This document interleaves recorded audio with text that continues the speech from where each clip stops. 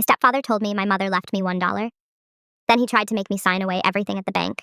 But Mom had already put my name on the safe deposit box. Not as a joke, not as a misunderstanding. He said it like a final verdict. He looked me in the eye across a bank conference table and said, "Your mother left you what you deserved, Olivia." Then he slid a legal form toward me and told me to sign. My half-sister Lauren sat beside him, holding a tissue like she was the wounded one. She said, "Please don't make this harder than it already is." I looked down at the paper. It was a disclaimer form, a waiver.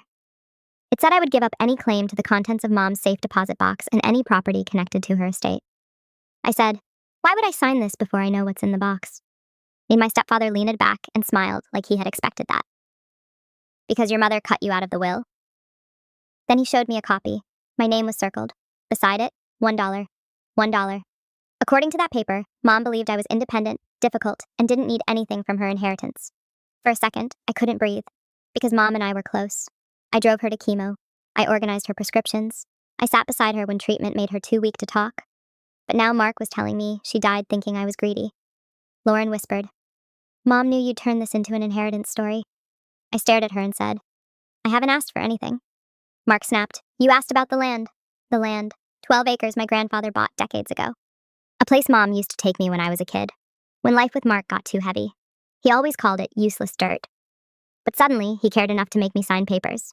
That was when the bank manager, Ms. Alvarez, looked at me and said, "Ms. Miller, you are not required to sign anything before accessing the box."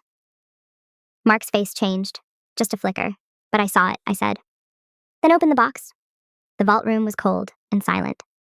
Inside the box, there was no jewelry, no cash, no dramatic pile of money, just a folder labeled Land Documents, a flash drive, and an envelope with my name written in Mom's handwriting.